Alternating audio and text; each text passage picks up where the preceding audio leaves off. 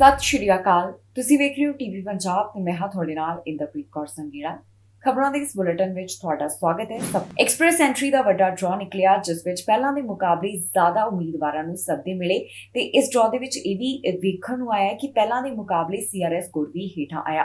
ਦੱਸ ਦਈਏ ਕਿ 6 ਜੁਲਾਈ ਤੋਂ ਮੁੜ ਐਕਸਪ੍ਰੈਸ ਐਂਟਰੀ ਦੇ ਵੱਡੇ ਡਰਾਅ ਕੱਢੇ ਜਾ ਰਹੇ ਨੇ ਤੇ ਇਹ ਹੁਣ 6ਵਾਂ ਡਰਾਅ ਐਲਾਨ ਕੀਤਾ ਗਿਆ, ਜਿਸ ਵਿੱਚ 3000 ਤੋਂ ਵੱਧ ਸੱਦੇ ਜਾਰੀ ਕੀਤੇ ਗਏ। ਇਮੀਗ੍ਰੇਸ਼ਨ ਦੇ ਬਾਰੇ ਖਬਰ ਸਾਹਮਣੇ ਆਈ, ਜਿੱਥੇ ਇਮੀਗ੍ਰੇਸ਼ਨ ਦਾ ਵੱਡਾ ਡਰਾਅ ਕੱਢਿਆ ਗਿਆ। ਜੁਲਾਈ ਮਹੀਨੇ ਤੋਂ ਬਾਅਦ ਇਹ 6ਵਾਂ ਐਕਸਪ੍ਰੈਸ ਐਂਟਰੀ ਦਾ ਡਰਾਅ ਐਲਾਨ ਕੀਤਾ ਗਿਆ।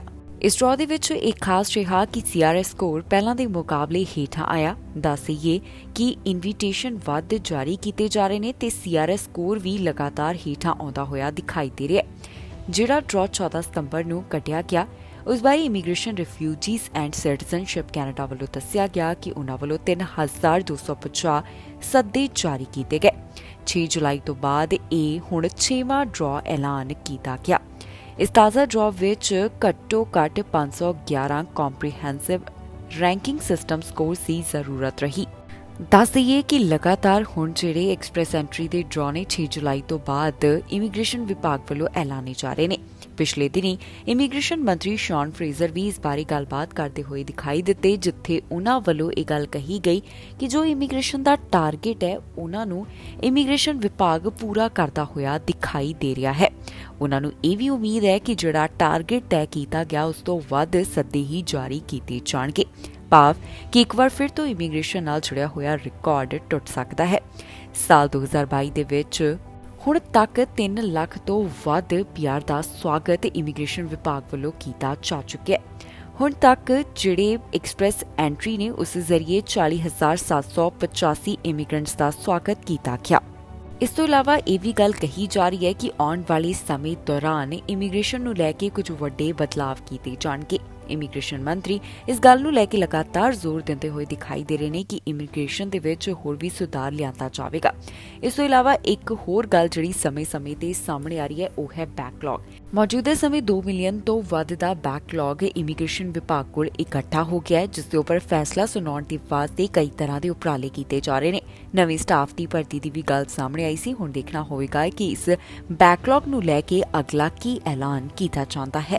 ਲਿਬਰਲ ਸਰਕਾਰ ਵੱਲੋਂ ਹੁਣ ਕੁਝ ਖਾਸ ਵੱਡੇ ਐਲਾਨ ਕੀਤੇ ਗਏ। ਪ੍ਰਧਾਨ ਮੰਤਰੀ ਵੱਲੋਂ ਖੁਦ ਇਸ ਦੀ ਜਾਣਕਾਰੀ ਦਿੱਤੀ ਗਈ, ਜਿੱਥੇ ਹਾਊਸਿੰਗ ਨੂੰ ਲੈ ਕੇ ਤੇ ਡੈਂਟਲ ਕੇਅਰ ਪ੍ਰੋਗਰਾਮ ਨੂੰ ਲੈ ਕੇ ਕਾਫੀ ਗੱਲਾਂ ਦਾ ਜ਼ਿਕਰ ਕੀਤਾ ਗਿਆ।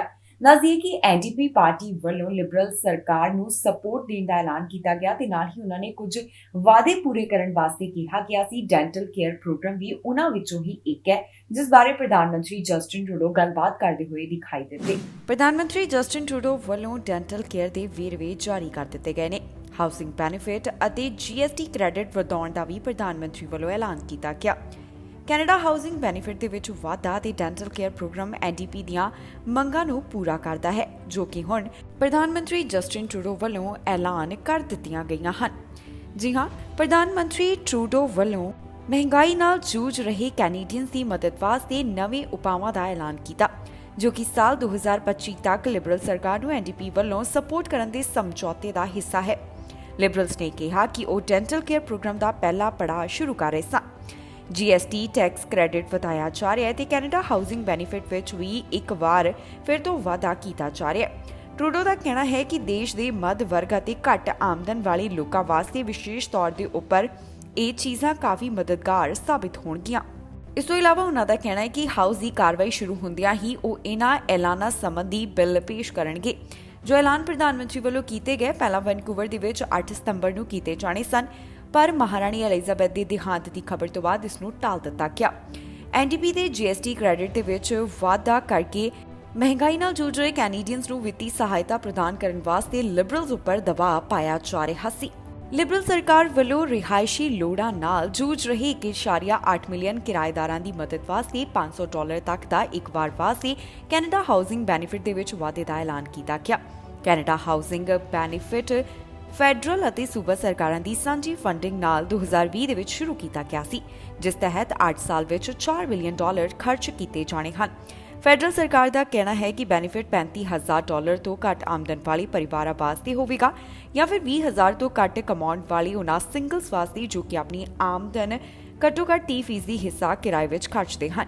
ਇਸ ਸਾਲ ਦੀ ਸ਼ੁਰੂਆਤ ਵਿੱਚ ਐਨਡੀਪੀ ਅਤੇ ਲਿਬਰਲ ਸਰਕਾਰ ਦਰਮਿਆਨ ਇੱਕ ਸਮਝੌਤਾ ਹੋਇਆ ਸੀ, ਜਿਸ ਤਹਿਤ ਐਨਡੀਪੀ ਨੇ ਘੱਟ ਗਿਣਤੀ ਲਿਬਰਲ ਸਰਕਾਰ ਨੂੰ ਸਾਲ 2025 ਤੱਕ ਸਪੋਰਟ ਦੇਣ ਉੱਪਰ ਸਹਿਮਤੀ ਪ੍ਰਗਟਾਈ।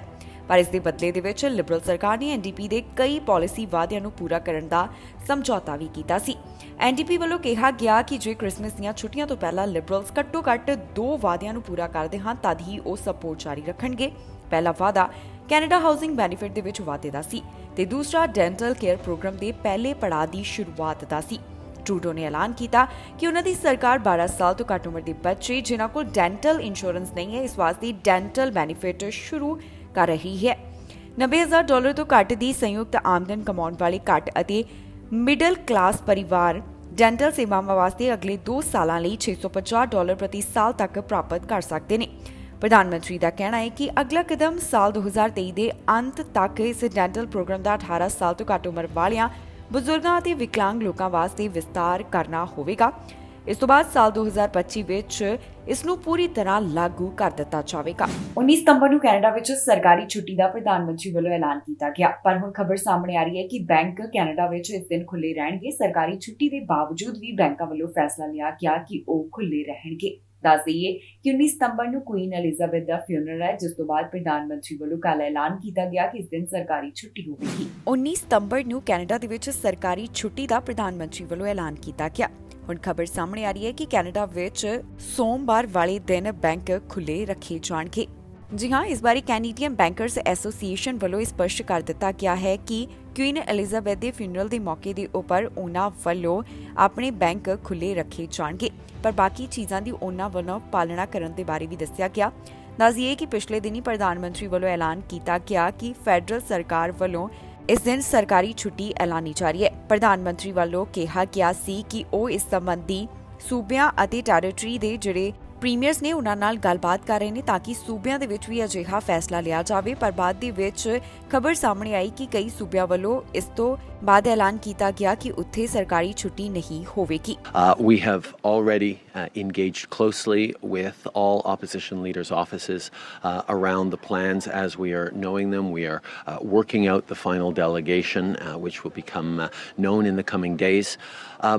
We have also chosen to move forward with a federal holiday on Monday. We will be working with the provinces and the territories to try and see that we're aligned on this. There are still a few details to be worked out. But declaring an opportunity for Canadians to mourn on Monday is going to be important. So for our part, we will be letting federal employees know that Monday will be a day of mourning where they will not work. ਸੜਕ ਹਾਦਸੇ ਵਿੱਚ ਇੱਕ police ਅਫਸਰ ਦੀ ਮੌਤ ਹੋ ਗਈ। ਦੱਸਿਆ ਜਾ ਰਿਹਾ ਹੈ ਕਿ ਪੁਲਿਸ ਅਫਸਰ ਸਵੇਰ ਵੇਲੇ ਡਿਊਟੀ ਦੇ ਉੱਪਰ ਜਾ ਰਿਹਾ ਸੀ, ਜਿਸ ਦੌਰਾਨ ਹਾਦਸਾ ਵਾਪਰਿਆ। 2 ਵਾਹਨ ਆਪਸ ਵਿੱਚ ਟਕਰਾਏ ਤੇ ਪੁਲਿਸ ਅਫਸਰ ਦੀ ਮੌਤ ਹੋ ਗਈ। ਇਸ ਪੁਲਿਸ ਅਫਸਰ ਦੀ ਡਿਟੇਲ ਵੀ ਪੁਲਿਸ ਵੱਲੋਂ ਦਿੱਤੀ ਗਈ ਹੈ। ਮਾਰਖਮ ਦੇ ਵਿੱਚ ਇੱਕ ਹਾਦਸਾ ਵਾਪਰਿਆ ਜਿਸ ਵਿੱਚ ਇੱਕ ਪੁਲਿਸ ਅਫਸਰ ਦੀ ਮੌਤ ਹੋ ਗਈ। ਇਸ ਅਫਸਰ ਦੀ ਉਮਰ 38 ਸਾਲ ਦੇ ਕਰੀਬ ਦੱਸੀ ਗਈ, ਜਿਸ ਨੇ ਹਾਦਸੇ ਵਿੱਚ ਆਪਣੀ ਜਾਨ ਗਵਾ ਦਿੱਤੀ। ਇਸ ਮਾਮਲੇ ਸੰਬੰਧੀ ਜਾਣਕਾਰੀ ਸਾਂਝੀ ਕਰਦਿਆਂ ਦੱਸਿਆ ਗਿਆ ਕਿ ਇੱਥੇ ਹਾਦਸੇ ਵਿੱਚ ਜਿਹੜੇ ਪੁਲਿਸ ਅਫਸਰ ਨੇ ਜਾਨ ਗਵਾਈ ਉਹ ਜਾਰਕ ਰੀਜਨਲ ਪੁਲਿਸ ਅਫਸਰ ਸੀ। ਉਹ ਆਪਣੇ ਕੰਮ ਦੇ ਉੱਪਰ ਜਾ ਰਿਹਾ ਸੀ, ਜਿਸ ਦੌਰਾਨ ਸਵੇਰ ਵੇਲੇ ਹਾਦਸੇ ਵਿੱਚ ਉਸ ਦੀ ਮੌਤ ਹੋ ਗਈ। ਇਸ ਮਾਮਲੇ ਤੋਂ ਬਾਅਦ ਯਾਰਕ ਪੁਲਿਸ ਦਾ ਕਹਿਣਾ ਹੈ ਕਿ ਸਵੇਰ ਵੇਲੇ ਉਹਨਾਂ ਨੂੰ 6 ਵਜੇ ਦੇ ਕਰੀਬ ਹਾਦਸੇ ਵਾਲੀ ਥਾਂ ਦੇ ਉੱਪਰ ਬੁਲਾਇਆ ਗਿਆ, ਜਿੱਥੇ ਉਹਨਾਂ ਨੂੰ ਪਤਾ ਚੱਲਿਆ ਕਿ 2 ਵਾਹਨ ਆਪਸ ਵਿੱਚ ਟਕਰਾਏ ਨੇ। ਜਿਸ ਦੌਰਾਨ ਆਫੀਸਰਸ ਮੌਕੇ ਵਾਲੀ ਥਾਂ ਦੇ ਉੱਪਰ ਪਹੁੰਚੇ ਤਾਂ ਉਹਨਾਂ ਨੇ ਦੇਖਿਆ ਕਿ ਇੱਕ ਡਰਾਈਵਰ ਦੀ ਮੌਤ ਹੋ ਗਈ। ਪੁਲਿਸ ਵੱਲੋਂ ਪਹਿਲਾਂ ਤਾਂ ਇਸ ਪੀੜਤ ਦੀ ਪਹਿਚਾਣ ਜਨਤਕ ਨਹੀਂ ਕੀਤੀ ਗਈ ਸੀ, ਪਰ ਬਾਅਦ ਦੇ ਵਿੱਚ ਸਪਸ਼ਟ ਕਰ ਦਿੱਤਾ ਗਿਆ ਕਿ ਹਾਦਸੇ ਵਿੱਚ ਜਾਨ ਗਵਾਉਣ ਵਾਲਾ ਪੁਲਿਸ ਅਫਸਰ ਹੀ ਸੀ, ਜਿਸ ਦੀ ਉਮਰ 38 ਸਾਲ ਦੇ ਕਰੀਬ ਹੈ। ਇਸ ਦੀ ਪਹਿਚਾਣ ਟ੍ਰੈਵਿਸ ਦੇ ਤੌਰ ਦੇ ਉੱਪਰ ਦੱਸੀ ਗਈ, ਜਿਸ ਦੀ ਮੌਕੇ ਵਾਲੀ ਥਾਂ ਦੇ ਉੱਪਰ ਮੌਤ ਹੋ ਗਈ। ਇਸ ਤੋਂ ਇਲਾਵਾ ਦੂਸਰੇ ਵਾਹਨ ਦੇ ਡਰਾਈਵਰ ਦੀ ਜਾਣਕਾਰੀ ਵੀ ਸਾਂਝੀ ਕੀਤੀ ਗਈ, ਜਿਸ ਦੀ ਉਮਰ 23 ਸਾਲ ਦੇ ਕਰੀਬ ਹੈ। ਉਸ ਨੂੰ ਹਸਪਤਾਲ ਵਿੱਚ ਭਰਤੀ ਕਰਵਾਇਆ ਗਿਆ। ਹਾਦਸੇ ਵਿੱਚ ਉਸ ਨੂੰ ਵੀ ਹਲਕੀਆਂ ਸੱਟਾਂ ਆਈਆਂ ਸਨ। ਹੁਣ ਪੁਲਿਸ ਅਧਿਕਾਰੀਆਂ ਦਾ ਕਹਿਣਾ ਹੈ ਕਿ ਉਹ ਮਾਮਲੇ ਦੀ ਜਾਂਚ ਪੜਤਾਲ ਕਰ ਰਹੇ ਨੇ, ਜਿਸ ਤੋਂ ਬਾਅਦ ਬਾਕੀ ਦੀ ਜਾਣਕਾਰੀ ਦਿੱਤੀ ਜਾਵੇਗੀ। ਹੁਣ ਤੱਕ ਦੀ ਜਾਣਕਾਰੀ ਦੇ ਵਿੱਚ ਇਹੀ ਅਪਡੇਟ ਦਿੱਤੀ ਗਈ ਹੈ। ਬੋਸਟਨ ਯੂਨੀਵਰਸਿਟੀ ਦੇ ਵਿੱਚ ਇੱਕ ਧਮਾਕਾ ਹੋਣ ਦੇ ਬਾਰੇ ਜਾਣਕਾਰੀ ਸਾਹਮਣੇ ਆ ਰਹੀ ਹੈ, ਜਿੱਥੇ ਇੱਕ ਪੈਕੇਟ ਐਕਸਪਲੋਡ ਹੋਇਆ।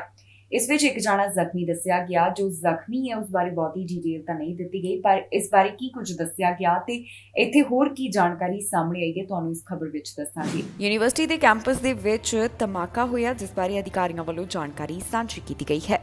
ਮਾਮਲੇ ਸੰਬੰਧੀ FBI ਵੱਲੋਂ ਜਾਂਚ ਕੀਤੀ ਜਾ ਰਹੀ ਹੈ। ਉਹਨਾਂ ਦਾ ਕਹਿਣਾ ਹੈ ਕਿ ਬੋਸਟਨ ਕੈਂਪਸ ਦੇ ਵਿੱਚ ਜਿਹੜਾ ਪੈਕੇਟ ਐਕਸਪਲੋਡ ਹੋਇਆ ਉਸ ਵਿੱਚ ਇੱਕ ਜਾਣਾ ਜ਼ਖਮੀ ਹੋ ਗਿਆ।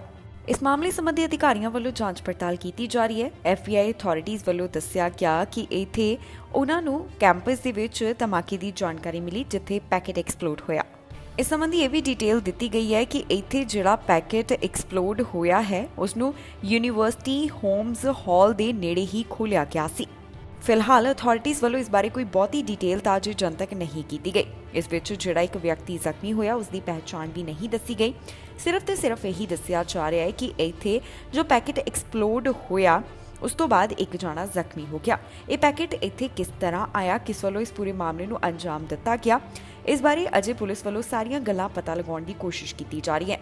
ਇਸ ਮਾਮਲੇ ਸੰਬੰਧੀ ਕਾਲਜ ਦਾ ਵੀ ਇੱਕ ਪੱਖ ਸਾਹਮਣੇ ਆਇਆ ਜਿੱਥੇ ਉਹਨਾਂ ਦਾ ਕਹਿਣਾ ਹੈ ਕਿ ਸਟਾਫ ਮੈਂਬਰ ਨੂੰ ਹਲਕੀਆਂ ਸੱਟਾਂ ਆਈਆਂ ਨੇ, ਜਿਸ ਦਾ ਮਤਲਬ ਹੈ ਕਿ ਇਸ ਮਾਮਲੇ ਦੇ ਵਿੱਚ ਜਿਹੜਾ ਜ਼ਖਮੀ ਹੋਇਆ ਉਹ ਸਟਾਫ ਦਾ ਹੀ ਮੈਂਬਰ ਸੀ ਤੇ ਉਸ ਨੂੰ ਹਲਕੀਆਂ ਸੱਟਾਂ ਆਈਆਂ। ਬ੍ਰਿਟਿਸ਼ ਕੋਲੰਬੀਆ ਸੂਬੇ ਤੋਂ ਖਬਰ ਸਾਹਮਣੇ ਆ ਰਹੀ ਹੈ ਜਿੱਥੇ ਬਿਨਾਂ ਚੋਣ ਲੜੇ ਹੀ 37 ਮੇਅਰ ਜਿੱਤ ਚੁੱਕੇ ਨੇ। ਇਹਨਾਂ ਮੇਅਰਾਂ ਦੇ ਖਿਲਾਫ ਕੋਈ ਵੀ ਖੜਾ ਨਹੀਂ ਹੋਇਆ, ਜਿਸ ਤੋਂ ਬਾਅਦ ਚੋਣ ਹੋਣ ਤੋਂ ਪਹਿਲਾਂ ਹੀ ਉਹਨਾਂ ਦੀ ਜਿੱਤ ਹੋ ਗਈ ਹੈ। ਦੱਸ ਦਈਏ ਕਿ ਇਸ ਤਰ੍ਹਾਂ ਪਹਿਲੀ ਵਾਰ ਬ੍ਰਿਟਿਸ਼ ਕੋਲੰਬੀਆ ਸੂਬੇ ਵਿੱਚ ਨਹੀਂ ਹੋਇਆ। ਪਹਿਲਾਂ ਵੀ ਇਸ ਤਰ੍ਹਾਂ ਦੀ ਖਬਰ ਸਾਹਮਣੇ ਆ ਚੁੱਕੀ ਹੈ ਤੇ ਇੱਕ ਵਾਰ ਫਿਰ ਤੋਂ ਦੇਖਣ ਨੂੰ ਮਿਲਿਆ ਕਿ ਜਦੋਂ ਚੋਣਾਂ ਦੇ ਵਿੱਚ 1 ਮਹੀਨੇ ਤੋਂ ਵੱਧ ਦਾ ਸਮਾਂ ਪਿਆ ਹੈ ਪਰ 37 ਮੇਅਰ ਪਹਿਲਾਂ ਹੀ ਜਿੱਤ ਚੁੱਕੇ ਨੇ। ਬ੍ਰਿਟਿਸ਼ ਕੋਲੰਬੀਆ ਦੀਆਂ ਮਿਊਨਿਸਪਲ ਚੋਣਾਂ ਦੇ ਵਿੱਚ ਅਜੇ ਸਮਾਂ ਹੈ, ਪਰ ਫਿਰ ਵੀ 37 ਮੇਅਰ ਅਜਿਹੇ ਨੇ ਜਿਹੜੇ ਬਿਨਾਂ ਚੋਣ ਲੜੇ ਹੀ ਜਿੱਤ ਗਏ। ਜੀ ਹਾਂ, 37 ਬ੍ਰਿਟਿਸ਼ ਕੋਲੰਬੀਆ ਦੇ ਮੇਅਰਾਂ ਦੇ ਖਿਲਾਫ ਕੋਈ ਵੀ ਨਹੀਂ ਖੜਾ ਹੋਇਆ, ਜਿਸ ਕਾਰਨ ਹੁਣ ਉਹਨਾਂ ਦੀ ਜਿੱਤ ਹੋ ਗਈ। ਦੱਸ ਦਈਏ ਕਿ ਮਿਊਨਿਸਪਲ ਚੋਣਾਂ ਦੇ ਵਿੱਚ ਅਜੇ 1 ਮਹੀਨੇ ਤੋਂ ਵੀ ਵੱਧ ਸਮਾਂ ਪਿਆ ਹੈ, ਪਰ ਵੱਡੀ ਗਿਣਤੀ ਦੇ ਵਿੱਚ ਬ੍ਰਿਟਿਸ਼ ਕੋਲੰਬੀਆ ਅੰਦਰ ਕੁਝ ਮੇਅਰ ਬਿਨਾਂ ਕਿਸੇ ਚੋਣ ਲੜਨ ਦੇ ਜਿੱਤ ਹਾਸਲ ਕਰ ਚੁੱਕੇ ਹਨ। ਇਸ ਬਾਰੇ ਇੱਕ NGO ਵੱਲੋਂ ਜਾਣਕਾਰੀ ਸਾਂਝੀ ਕੀਤੀ ਗਈ ਜਿੱਥੇ ਉਹਨਾਂ ਨੇ ਦੱਸਿਆ ਕਿ 37 ਬ੍ਰਿਟਿਸ਼ ਕੋਲੰਬੀਆ ਦੇ ਕੈਂਡੀਡੇਟਸ ਦੀ ਜਿੱਤ ਹੋ ਚੁੱਕੀ ਹੈ। ਉਹਨਾਂ ਦੀਆਂ ਨੋਮੀਨੇਸ਼ਨ 9 ਸਤੰਬਰ ਨੂੰ 4 ਵਜੇ ਬੰਦ ਕਰ ਦਿੱਤੀਆਂ ਗਈਆਂ। ਇਹਨਾਂ ਵਿੱਚੋਂ ਬਰਨਵੀ ਦੇ ਮੇਅਰ ਮਾਈਕ ਅਤੇ ਪੋਰਟ ਕੋਕੁਇਟਲਮ ਦੇ ਮੇਅਰ ਬ੍ਰੈਡ ਅਜਿਹੇ ਹਨ ਜਿਨ੍ਹਾਂ ਨੂੰ ਦੂਸਰੀ ਵਾਰ ਜਿੱਤ ਹਾਸਲ ਹੋਈ ਹੈ। ਇਸ ਬਾਰੇ ਪੋਰਟ ਕੋਕੁਇਟਲਮ ਦੇ ਮੇਅਰ ਦਾ ਕਹਿਣਾ ਹੈ ਕਿ ਉਹਨਾਂ ਨੇ ਕਦੇ ਸੋਚਿਆ ਵੀ ਨਹੀਂ ਸੀ ਕਿ ਉਹਨਾਂ ਦੇ ਵਿਰੁੱਧ ਕੋਈ ਨਹੀਂ ਖੜਾ ਹੋਵੇਗਾ ਤੇ ਉਹ ਜਿੱਤ ਜਾਣਗੇ। ਹਾਲਾਂਕਿ ਉਹਨਾਂ ਵੱਲੋਂ ਚੋਣ ਪ੍ਰਚਾਰ ਵਾਸਤੇ ਪੂਰੀਆਂ ਤਿਆਰੀਆਂ ਕੀਤੀਆਂ ਜਾ ਰਹੀਆਂ ਸਨ। ਦੱਸ ਦਈਏ ਕਿ ਅਜਿਹਾ ਪਹਿਲੀ ਵਾਰ ਨਹੀਂ ਹੋਇਆ ਜਦੋਂ ਬਿਨਾਂ ਕਿਸੇ ਚੋਣ ਲੜਨ ਦੇ ਕੋਈ ਜਿੱਤਿਆ ਹੋਵੇ। ਪਹਿਲਾਂ ਵੀ ਇਸ ਤਰ੍ਹਾਂ ਦੀ ਜਾਣਕਾਰੀ ਸਾਹਮਣੇ ਆਈ ਸੀ।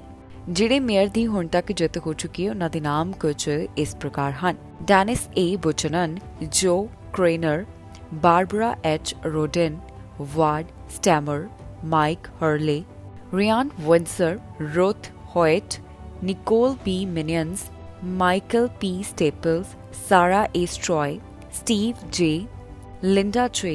Can Williams, Shane Alan Miller, Sylvia Prenger, Don McCormick. ਇਸ ਤੋਂ ਇਲਾਵਾ ਹੋਰ ਵੀ ਕਈ ਮੇਅਰਸ ਦੇ ਨਾਮ ਸਾਹਮਣੇ ਆਏ ਜਿਨ੍ਹਾਂ ਦੀ ਹੁਣ ਜਿੱਤ ਹੋ ਚੁੱਕੀ ਹੈ। 2 ਵਾਹਨ ਹਾਦਸੇ ਦਾ ਸ਼ਿਕਾਰ ਹੋਏ ਨੇ। ਜਿਹੜੀ ਥਾਂ ਦੇ ਉੱਪਰ ਇਹ ਹਾਦਸਾ ਵਾਪਰਿਆ ਇੱਥੋਂ ਪਹਿਲਾਂ ਵੀ ਕੁਝ ਮਾਮਲੇ ਸਾਹਮਣੇ ਆ ਚੁੱਕੇ ਨੇ ਤੇ ਇਹ ਹੁਣ ਤਾਜ਼ਾ ਮਾਮਲਾ ਜੋ ਸਾਹਮਣੇ ਆਇਆ ਇਸ ਬਾਰੇ ਅਧਿਕਾਰੀਆਂ ਵੱਲੋਂ ਡਿਟੇਲ ਦਿੱਤੀ ਗਈ। ਇਸ ਅਪਡੇਟ ਦੇ ਵਿੱਚ ਕੀ ਕੁਝ ਦੱਸਿਆ ਗਿਆ ਤੁਹਾਨੂੰ ਇਸ ਖਬਰ ਵਿੱਚ ਦੱਸਾਂਗੇ। ਗੋਲਡਨ ਦੀ ਈਸਟ ਦੇ ਵਿੱਚ 2 ਵਾਹਨ ਹਾਦਸੇ ਦਾ ਸ਼ਿਕਾਰ ਹੋਏ ਹਨ। ਦੱਸ ਦਈਏ ਕਿ ਇਹ ਇੱਥੇ ਸਾਹਮਣੇ ਆਇਆ ਪਹਿਲਾ ਮਾਮਲਾ ਨਹੀਂ ਹੈ, ਬਲਕਿ ਜੁਲਾਈ ਮਹੀਨੇ ਤੋਂ ਲੈ ਕੇ ਹੁਣ ਤੱਕ ਇੱਥੇ ਇਸ ਤਰ੍ਹਾਂ ਦੇ ਹੋਰ ਵੀ ਕਈ ਹਾਦਸੇ ਸੰਬੰਧੀ ਮਾਮਲੇ ਸਾਹਮਣੇ ਆ ਚੁੱਕੇ ਨੇ। ਹੁਣ ਹਾਈਵੇ 1 ਦੇ ਉੱਪਰ ਇਹ ਜਿਹੜੀ ਘਟਨਾ ਵਾਪਰੀ ਹੈ ਉਸ ਵਿੱਚ 2 ਮੋਟਰਸਾਈਕਲਿਸਟ ਦੀ ਮੌਤ ਹੋ ਗਈ। ਜੂਨ ਮਹੀਨੇ ਤੋਂ ਬਾਅਦ ਇਹ ਸਾਹਮਣੇ ਆਇਆ ਚੌਥਾ ਵੱਡਾ ਵਾਹਨ ਹਾਦਸਾ ਦੱਸਿਆ ਜਾ ਰਿਹਾ ਹੈ। ਇਸ ਤੋਂ 17 ਦਿਨ ਪਹਿਲਾਂ ਵੀ ਇੱਕ ਘਟਨਾ ਵਾਪਰੀ ਸੀ ਜਿੱਥੇ ਪੁਲਿਸ ਵੱਲੋਂ ਡਿਟੇਲ ਸਾਂਝੀ ਕੀਤੀ ਗਈ। ਹੁਣ ਇਸ ਬਾਰੇ RCMP ਦਾ ਕਹਿਣਾ ਹੈ ਕਿ ਸੈਮੀ ਟਰੱਕ ਦੀ ਵਾਹਨ ਦੇ ਨਾਲ ਟੱਕਰ ਹੋ ਗਈ। ਸੈਮੀ ਟਰੱਕ ਦਾ ਜਿਹੜਾ ਡਰਾਈਵਰ ਹੈ ਉਸ ਨੂੰ ਕੋਈ ਵੀ ਸੱਟਾਂ ਨਹੀਂ ਆਈਆਂ। ਇਹ ਮਾਮਲਾ ਇੱਥੇ 6:15 ਦੇ ਕਰੀਬ ਸਾਹਮਣੇ ਆਇਆ। ਹੁਣ ਮਾਮਲੇ ਸੰਬੰਧੀ golden RCMP British Columbia highway patrol integrated collision analysis construction services ਤੇ ਐਮਰਜੈਂਸੀ ਸਰਵਿਸਿਜ਼ ਵੱਲੋਂ ਜਾਂਚ ਪੜਤਾਲ ਕੀਤੀ ਜਾ ਰਹੀ ਹੈ। ਦੱਸ ਦਈਏ ਕਿ ਪੀੜਤਾਂ ਦੀ ਪਹਿਚਾਣ ਅਜੇ ਜਨਤਕ ਨਹੀਂ ਕੀਤੇ ਗਏ। ਪੁਲਿਸ ਅਧਿਕਾਰੀਆਂ ਦਾ ਕਹਿਣਾ ਹੈ ਕਿ ਮਾਮਲੇ ਦੀ ਜਾਂਚ ਜਾਰੀ ਹੈ ਜਿਸ ਤੋਂ ਬਾਅਦ ਬਾਕੀ ਦੀ ਡਿਟੇਲ ਦਿੱਤੀ ਜਾਵੇਗੀ। 92 ਵਿੱਚ ਗੋਲੀ ਚੱਲਣ ਦਾ ਮਾਮਲਾ ਸਾਹਮਣੇ ਹੈ, ਜਿਸ ਦੀ ਪੁਲਿਸ ਵੱਲੋਂ ਜਾਂਚ ਪੜਤਾਲ ਕੀਤੀ ਜਾ ਰਹੀ ਹੈ। ਇਸ ਗੋਲੀਬਾਰੀ ਦੀ ਘਟਨਾ ਦੇ ਨਾਲ ਕੌਣ ਪੀੜਤ ਜੁੜਿਆ ਹੋਇਆ ਹੈ ਤੇ ਸਸਪੈਕਟ ਦੇ ਬਾਰੇ ਕੀ ਕੁਝ ਦੱਸਿਆ ਗਿਆ ਹੈ, ਡਿਟੇਲ ਤੁਹਾਨੂੰ ਇਸ ਖਬਰ ਵਿੱਚ ਦੱਸਾਂਗੇ ਹੁਣ ਤੱਕ ਪੁਲਿਸ ਵੱਲੋਂ ਕੀ ਅਪਡੇਟ ਦਿੱਤੀ ਗਈ ਹੈ। 92 ਦੇ ਵਿੱਚ ਗੋਲੀਆਂ ਚੱਲੀਆਂ ਨੇ। ਗੋਲੀ ਲੱਗਣ ਦੀ ਜੋ ਜਾਣਕਾਰੀ ਹੈ ਪੁਲਿਸ ਵੱਲੋਂ ਸਾਂਝੀ ਕੀਤੀ ਗਈ। ਇਸ ਤੋਂ ਇਲਾਵਾ ਇਹ ਵੀ ਦੱਸਿਆ ਗਿਆ ਕਿ ਇੱਥੇ ਨਜ਼ਦੀਕ ਇੱਕ ਵਾਹਨ ਵੀ ਉਹਨਾਂ ਨੂੰ ਜਲਿਆ ਹੋਇਆ ਮਿਲਿਆ। ਹੁਣ ਇਸ ਮਾਮਲੇ ਦੇ ਸੰਬੰਧ ਵਿੱਚ ਬ੍ਰਿਟਿਸ਼ ਕੋਲੰਬੀਆ ਦੇ ਹੋਮਿਸਾਈਡ ਟੀਮ ਵੱਲੋਂ ਜਾਂਚ ਪੜਤਾਲ ਕੀਤੀ ਜਾ ਰਹੀ ਹੈ। 92 ਤੋਂ ਜਿਹੜਾ ਗੋਲੀਬਾਰੀ ਦਾ ਇਹ ਮਾਮਲਾ ਸਾਹਮਣੇ ਆਇਆ, ਇਸ ਵਿੱਚ ਇੱਕ ਵਿਅਕਤੀ ਨੇ ਆਪਣੀ ਜਾਨ ਗਵਾ ਦਿੱਤੀ। 92 RCMP ਦਾ ਕਹਿਣਾ ਹੈ ਕਿ ਉਹਨਾਂ ਨੂੰ 11 ਵਜੇ ਦੇ ਕਰੀਬ 4700 ਬਲਾਕ ਜੋ ਕਿ ਹੈਸਟਿੰਗ ਸਟਰੀਟ ਨਾਲ ਸੰਬੰਧਿਤ ਦੱਸਿਆ ਗਿਆ, ਉੱਥੇ ਗੋਲੀਬਾਰੀ ਦੀ ਘਟਨਾ ਸੰਬੰਧੀ ਬੁਲਾਇਆ ਗਿਆ। ਜਦੋਂ ਪੁਲਿਸ ਅਧਿਕਾਰੀ ਇਸ ਮੌਕੇ ਵਾਲੀ ਥਾਂ ਦੇ ਉੱਪਰ ਪਹੁੰਚੇ ਤਾਂ ਉਹਨਾਂ ਨੇ ਦੇਖਿਆ ਕਿ ਇੱਥੇ ਇੱਕ ਵਿਅਕਤੀ ਮ੍ਰਿਤਕ ਸੀ। ਪੁਲਿਸ ਵੱਲੋਂ ਦੱਸਿਆ ਗਿਆ ਇਸ ਦੇ 20 ਮਿੰਟ ਬਾਅਦ ਹੀ ਉਹਨਾਂ ਨੂੰ ਇੱਕ ਜਗ੍ਹਾ ਤੋਂ ਜਲਿਆ ਹੋਇਆ ਵਾਹਨ ਮਿਲਿਆ। ਇਹ ਵਾਹਨ ਵਰਨ ਲੇਕ ਡਰਾਈਵ ਦੇ 8200 ਬਲਾਕ ਤੋਂ ਮਿਲਿਆ।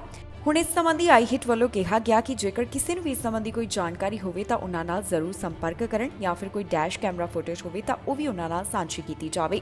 ਇਸ ਤੋਂ ਇਲਾਵਾ ਆਈਹਿਟ ਦਾ ਕਹਿਣਾ ਹੈ ਕਿ ਜੇਕਰ ਉਹ ਪੁਲਿਸ ਨੂੰ ਜਾਣਕਾਰੀ ਦੇਣਾ ਚਾਹੁੰਦੇ ਨੇ ਤਾਂ 1877-551-4448 ਦੇ ਉੱਪਰ ਸੰਪਰਕ ਕਰਦਿਆਂ ਜਾਣਕਾਰੀ ਸਾਂਝੀ ਕੀਤੀ ਜਾ ਸਕਦੀ ਹੈ।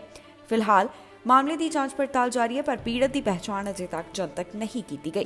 15 ਸਾਲ ਦੇ ਇੱਕ ਲੜਕੇ ਦੇ ਕਤਲ ਦਾ ਮਾਮਲਾ ਸਾਹਮਣੇ ਆਇਆ। ਇਹ ਕਤਲ ਦਾ ਮਾਮਲਾ ਪਹਿਲਾਂ ਸਾਹਮਣੇ ਆਇਆ ਸੀ, ਜਿਸ ਸੰਬੰਧੀ ਪੁਲਿਸ ਵੱਲੋਂ ਹੁਣ ਕਾਰਵਾਈ ਕੀਤੀ ਗਈ। ਸਸਪੈਕਟ ਖਿਲਾਫ ਚਾਰਜਸ ਲਗਾਏ ਗਏ ਨੇ।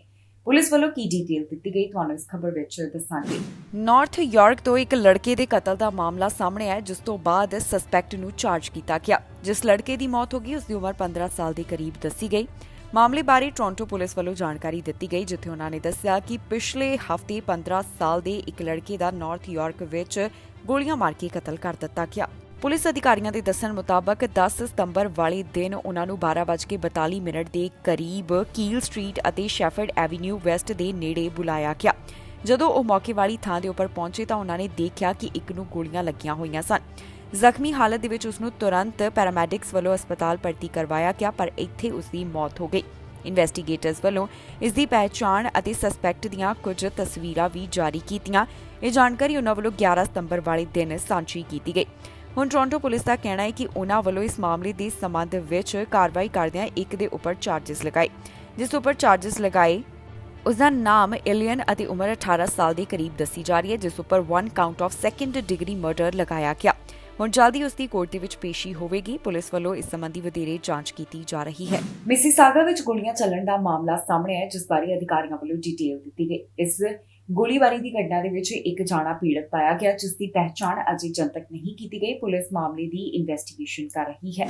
ਮਿਸੀਸਾਗਾ ਤੋਂ ਗੋਲੀਬਾਰੀ ਦਾ ਮਾਮਲਾ ਸਾਹਮਣੇ ਆਇਆ, ਜਿਸ ਵਿੱਚ ਇੱਕ ਵਿਅਕਤੀ ਜ਼ਖਮੀ ਦੱਸਿਆ ਜਾ ਰਿਹਾ ਹੈ। ਦੱਸ ਦਈਏ ਕਿ ਇੱਥੇ ਰਾਤ ਵੇਲੇ ਗੋਲੀਆਂ ਚੱਲੀਆਂ, ਜਿਸ ਤੋਂ ਬਾਅਦ ਇੱਕ ਵਿਅਕਤੀ ਨੂੰ ਜ਼ਖਮੀ ਹਾਲਤ ਦੇ ਵਿੱਚ ਟਰਾਮਾ ਸੈਂਟਰ ਭਰਤੀ ਕਰਵਾਇਆ ਗਿਆ। ਪੀਲ ਰੀਜਨਲ ਪੁਲਿਸ ਵੱਲੋਂ ਮਾਮਲੇ ਦੀ ਜਾਂਚ ਕੀਤੀ ਜਾ ਰਹੀ ਹੈ, ਜਿੱਥੇ ਉਹਨਾਂ ਦੱਸਿਆ ਕਿ ਇਹ ਮਾਮਲਾ 1 ਵਜੇ ਦੇ ਕਰੀਬ ਸਾਹਮਣੇ ਆਇਆ। ਇੱਥੇ ਮਾਮਲੇ ਨਾਲ ਜੁੜਿਆ ਹੋਇਆ ਇੱਕ ਵਿਅਕਤੀ ਉਹਨਾਂ ਨੂੰ ਜ਼ਖਮੀ ਹਾਲਤ ਵਿੱਚ ਮਿਲਿਆ, ਜਿਸ ਨੂੰ ਜ਼ਖਮੀ ਹਾਲਤ ਵਿੱਚ ਟਰਾਮਾ ਸੈਂਟਰ ਭਰਤੀ ਕਰਵਾਇਆ ਗਿਆ। ਇਸ ਵਿਅਕਤੀ ਦੀ ਸਥਿਤੀ ਕਿਸ ਤਰ੍ਹਾਂ ਦੀ ਹੈ, ਇਸ ਬਾਰੇ ਪੁਲਿਸ ਵੱਲੋਂ ਡਿਟੇਲ ਨਹੀਂ ਦਿੱਤੀ ਗਈ ਤੇ ਨਾ ਹੀ ਸਸਪੈਕਟ ਦੀ ਕੋਈ ਜਾਣਕਾਰੀ ਉਹਨਾਂ ਵੱਲੋਂ ਹੁਣ ਤੱਕ ਦੱਸੀ ਗਈ ਹੈ। ਪੁਲਿਸ ਵੱਲੋਂ ਮਾਮਲੇ ਦੇ ਉੱਪਰ ਜਾਂਚ ਪੜਤਾਲ ਕੀਤੀ ਜਾ ਰਹੀ ਹੈ। ਪੀਲ ਰੀਜਨਲ ਪੁਲਿਸ ਲਗਾਤਾਰ ਇਸ ਸੰਬੰਧੀ ਟਵਿੱਟਰ ਦੇ ਉੱਪਰ ਵੀ ਅਪਡੇਟ ਸਾਂਝੀ ਕਰਦੀ ਹੋਈ ਦਿਖਾਈ ਦੇ ਰਹੀ ਹੈ। ਦੱਸੀਏ ਕਿ ਜਿਸ ਵਿਅਕਤੀ ਦੀ ਇਸ ਹਾਦਸੇ ਦੇ ਵਿੱਚ ਮੌਤ ਹੋ ਗਈ ਉਸ ਦੀ ਪਹਿਚਾਣ ਅਜੇ ਜਨਤਕ ਨਹੀਂ ਕੀਤੀ ਗਈ ਤੇ ਨਾ ਹੀ ਇਸ ਦੀ ਕੋਈ ਡਿਟੇਲ ਦੱਸੀ ਗਈ ਹੈ। ਹੁਣ ਪੁਲਿਸ ਅਧਿਕਾਰੀਆਂ ਦਾ ਕਹਿਣਾ ਹੈ ਕਿ ਮਾਮਲੇ ਦੀ ਵਧੇਰੇ ਜਾਂਚ ਪੜਤਾਲ ਜਾਰੀ ਹੈ, ਜਿਸ ਤੋਂ ਬਾਅਦ ਬਾਕੀ ਦੀ ਜਾਣਕਾਰੀ ਦਿੱਤੀ ਜਾਵੇਗੀ। ਹੁਣ ਤੱਕ ਦੀ ਅਪਡੇਟ ਦੇ ਵਿੱਚ ਇਹਨਾਂ तमाम ਗੱਲਾਂ ਦਾ ਜ਼ਿਕਰ ਕੀਤਾ ਗਿਆ।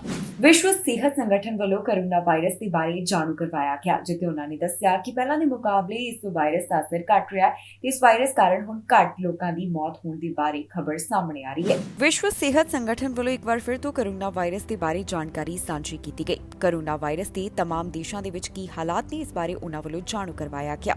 ਵਿਸ਼ਵ ਸਿਹਤ ਸੰਗਠਨ ਦਾ ਕਹਿਣਾ ਹੈ ਕਿ ਮਾਰਚ 2020 ਦੇ ਮੁਕਾਬਲੇ ਹੁਣ ਕੋਰੋਨਾ ਵਾਇਰਸ ਦੇ ਕਾਰਨ ਸਭ ਤੋਂ ਘੱਟ ਮੌਤਾਂ ਦਾ ਆંકੜਾ ਦਰਜ ਕੀਤਾ ਜਾ ਰਿਹਾ ਹੈ, ਜੋ ਕਿ ਇੱਕ ਰਾਹਤ ਦੀ ਖਬਰ ਹੈ। ਇਸ ਤੋਂ ਇਲਾਵਾ ਕੀ ਜਾਣਕਾਰੀ ਦਿੱਤੀ ਗਈ, ਆਓ ਤੁਹਾਨੂੰ ਸੁਣਾਉਂਦੇ ਹਾਂ। We have never been in a better position to end the pandemic. We're not there yet, but the end is in sight. A marathon runner does not stop when the finish line comes into view. She runs harder with all the energy she has left. So must we. We can see the finish line. We are in a winning position, but now is the worst time to stop running. Now is the time to run harder and make sure we cross the line and reap the rewards of all our hard work. If we don't take this opportunity now, we run the risk of more variants, more deaths, more disruption, and more uncertainty. So let's seize this opportunity. Meanwhile, the downward trend in the global monkeypox outbreak is continuing. But as with COVID-19, this is not the time to relax or let down our guard. This is the time for all affected countries and communities to keep doing what's working. NDP leader Jagmeet Singh ਇੱਕ ਵਾਰ ਫਿਰ ਤੋਂ ਪ੍ਰਧਾਨ ਮੰਤਰੀ Justin Trudeau ਤੇ ਉਹਨਾਂ ਦੀ ਸਰਕਾਰ ਦੇ ਖਿਲਾਫ ਬੋਲੇ ਨੇ। ਉਹਨਾਂ ਵੱਲੋਂ ਇੱਕ ਨਵਾਂ ਮੁੱਦਾ ਚੁੱਕਿਆ ਗਿਆ ਜਿਸ ਬਾਰੇ ਪਹਿਲਾਂ ਵੀ ਜਗਮੀਤ ਸਿੰਘ ਗੱਲਬਾਤ ਕਰਦੇ ਹੋਏ ਦਿਖਾਈ ਦਿੱਤੇ। ਇੱਕ ਵਾਰ ਫਿਰ ਤੋਂ ਉਹਨਾਂ ਨੇ ਜਸਟਿਨ ਟਰੂਡੋ ਉੱਪਰ ਨਿਸ਼ਾਨੇ ਸਾਧੇ ਨੇ। ਕੀ ਕਹਿਣਾ ਹੈ ਜਗਮੀਤ ਸਿੰਘ ਦਾ, ਤੁਹਾਨੂੰ ਦੱਸਾਂਗੇ ਇਸ ਖਬਰ ਵਿੱਚ। ਜਗਮੀਤ ਸਿੰਘ ਵੱਲੋਂ ਇੱਕ ਵਾਰ ਫਿਰ ਤੋਂ ਪ੍ਰਧਾਨ ਮੰਤਰੀ ਜਸਟਿਨ ਟਰੂਡੋ ਦੀ ਸਰਕਾਰ ਨੂੰ ਘੇਰਿਆ ਗਿਆ। ਜੀ ਹਾਂ, NDP leader Jagmeet Singh Liberal ਸਰਕਾਰ ਦੇ ਖਿਲਾਫ ਗੱਲਬਾਤ ਕਰਦੇ ਹੋਏ ਦਿਖਾਈ ਦਿੱਤੇ।